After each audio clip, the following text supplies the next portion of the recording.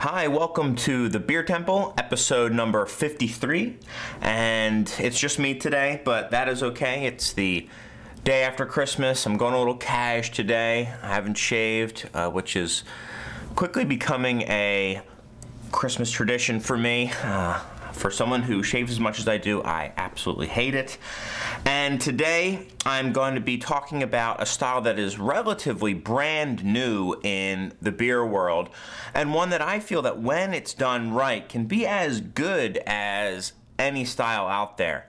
I'm talking about the Black IPA, or maybe you also know it as the, Cascadian Dark Ale, the American Dark Ale, or the American style India Black Ale, depending on who you ask. Odd controversy over the name of this beer. I refer to it as a Black IPA, but as you may know, IPA stands for India Pale Ale. So people say, how can you have a Black Pale Ale? Which, it doesn't make sense, but it doesn't really bother me. So there are controversies among formal brewing associations as to what they call it. So, pardon me, on Beer Advocate, for example, it's called American Dark Ale. Up in the Pacific Northwest, obviously, they like to call it the Cascadian Black Ale or Dark Ale or something like that. But then the Brewers Association, like I said, they call it the American style India Black Ale, which I think is a pretty terrible name myself. But Black IPAs, what are they? They are relatively brand new, like I said. They, at their best, take the great fruity, floral, in-your-face aromas of the American style hop profile and meld it with a little bit of roast. So what I think a good Black IPA should have, because I do feel like there are an abundance of inferior Black IPAs out there. Everybody wants to hop on it. Every brew pub or brewery feels like they need to have one. But what they need to do, I feel, and who am I? They need to highlight the American hop profile, so that citrus, orange, grapefruit style, with a touch of roast.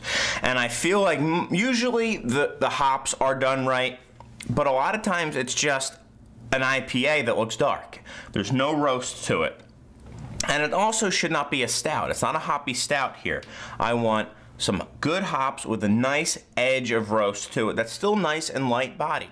And when you get those two intermingling, often what you would consider to be completely different flavor profiles, you have a nice dry porter with a good roast to it, you don't really think of hoppiness to it. When you have an American style pale ale, it's a light beer, it's got a light malt backing to it, so you can really accentuate the hops. You'd be surprised how well those two flavors go together. Like I said, when it's done right, it is an excellent beer, and really a pretty versatile beer too, because you have those two competing flavor elements. So, like I said,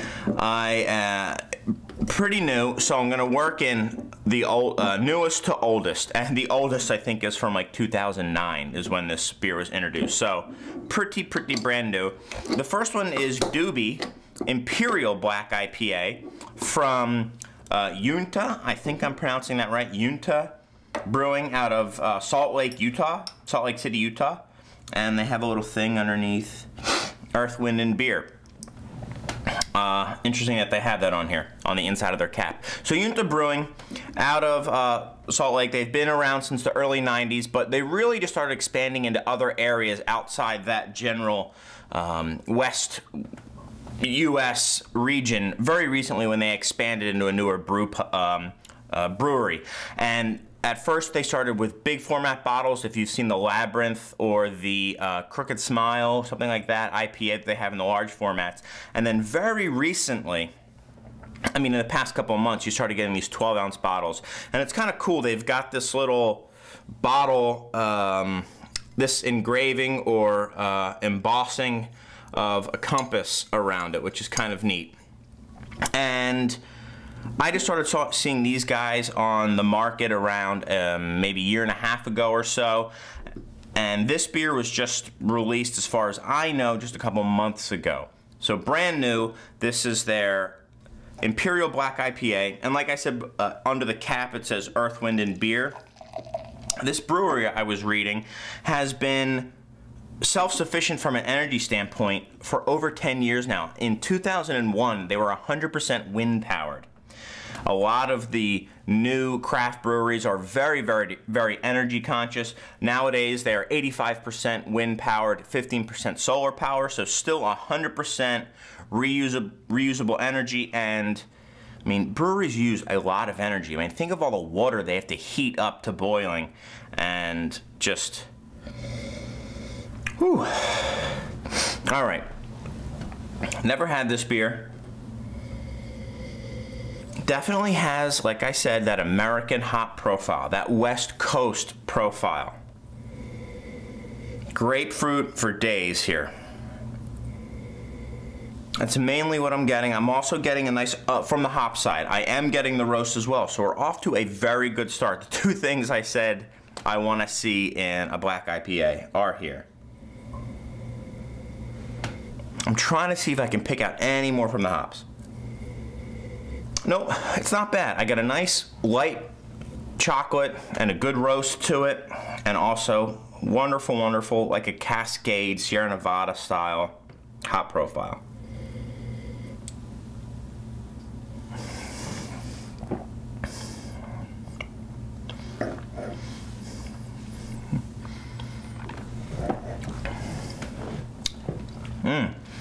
Big time grapefruit.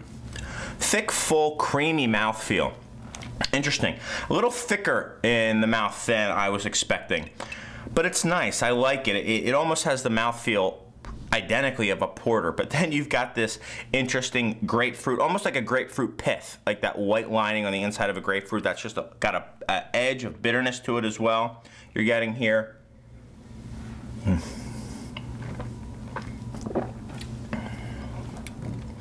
Not very bitter.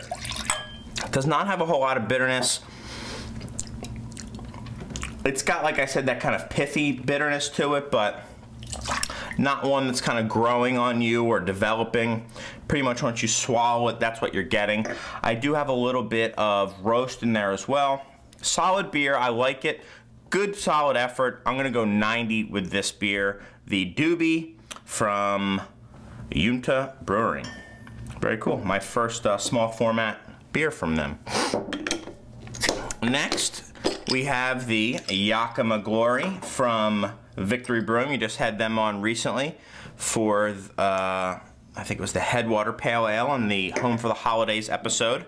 Big fan of Victory. And this actually started out, I believe, as a special one-off. It was called Yakima Twilight, if you guys remember that beer. They made it now into a seasonal because it was so popular, and they changed the name to Yakima Glory. Get a little bit more in there. All right, this beer has been around for about a year, so about the middling range in the black IPA realm. And it's much, much lighter. I mean, this beer has a nice reddish tint to it. It really is almost when you have just a little bit of Guinness and you can see how like ruby red with a dark tint to it is. That's what you're getting here. So if you poured a full glass of this, this very well could be nice and dark, but in just a little bit, it's really brilliantly ruby, pardon me, ruby red and nice and clear. Nice tan head to it. Wow, wonderful smelling. So I am definitely getting the lemon and the grapefruit here as well. I'm also getting a little bit of kind of a resinous, piney flavor as from the hops too. And also that roast. Not the chocolatiness, almost just an edge, almost like a coffee edge to it, a hard little roast.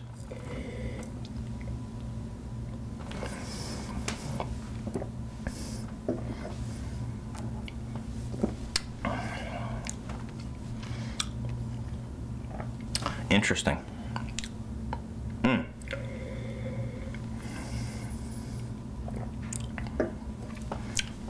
Okay, this beer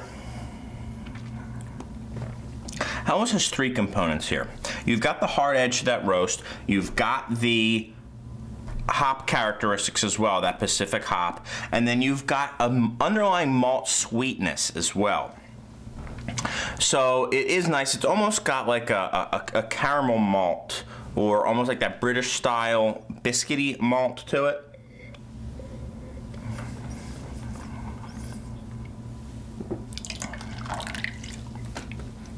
Interesting. Not as in your face as this one with the hops. A little bit more restrained, but it's good. I do like it. I think it's a little bit more of a complex beer as well. I would honestly like to see that in your face, out of control hop as well. I've had this beer in the past and it has been like that, so my guess is maybe it's a freshness, or maybe it could just be different batches. Who knows?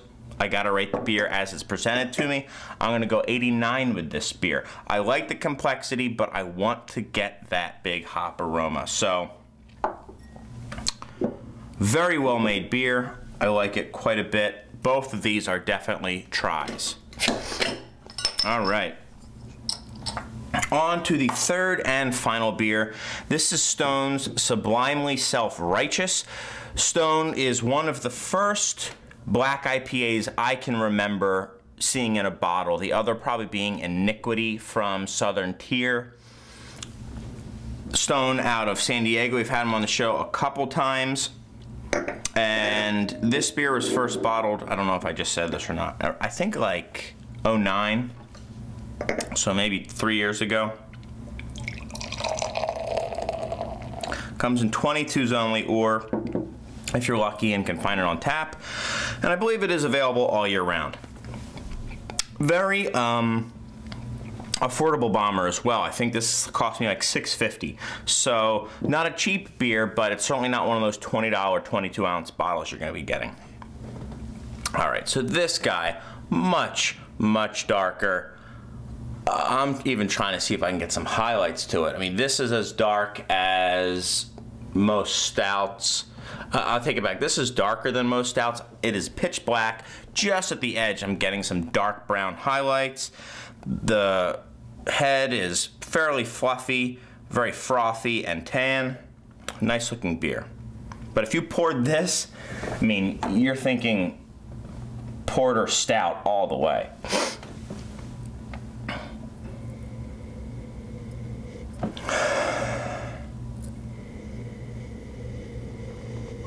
Okay.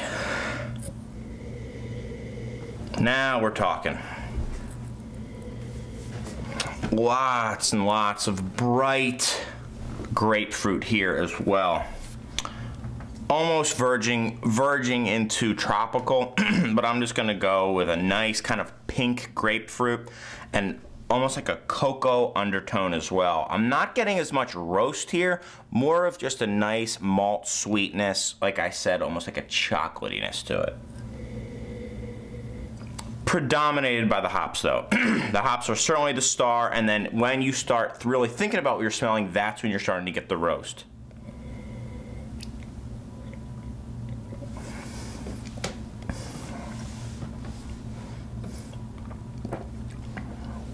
Ooh. Chocolate grapefruit juice. Chocolate grapefruit juice is what you're drinking here. That might sound disgusting. It's actually quite delicious. This is the lowest on the roast of the three. It could also be potentially because the hops are so much more in your face.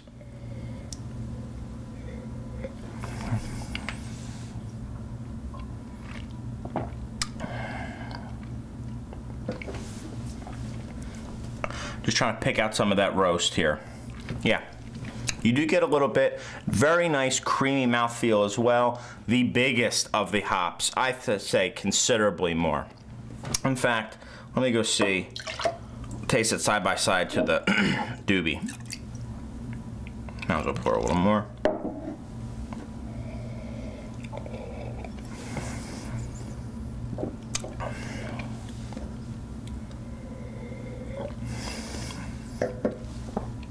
No comparison. no comparison. The hop flavor, the hop aroma, this is just hop profile with a slightly different malt bill. There's just so much hops. I mean, it is, again, out of balance. I do really like it. If you're a hop lover, this is the one you're gonna go for. This, to me, is also, I think, one of the beers that first comes to mind when I think of a black IPA. I really, really like this beer very much. I'm gonna go 93 with it today. It's delicious. Kind of wish the Yakima Glory was bringing a little bit more. Like I said, I have had it in the past and remembered it to be a little bit more aromatic with the hops and a little more flavorful. But hey, 3 great beers. I mean, if you have 3 beers and it's 89, 90, and 93, that is a good day. But the winner today, and not really surprisingly, is Stone. They know how to do their hops. Sublimely self-righteous. That's about it, guys. Thank you very much. The next show, we're going to do a very interesting beer that I think would be very appropriate for New Year's, so look out for that very shortly. In the meantime, find us on Facebook or on our site, craftbeertemple.com, also on YouTube and Twitter and all that good stuff. Thanks so much for watching as always. Keep those comments coming, and we will see you next time. But until then, I've got some delicious Black IPA, Cascadian Dark Ales to drink, and hopefully you do too.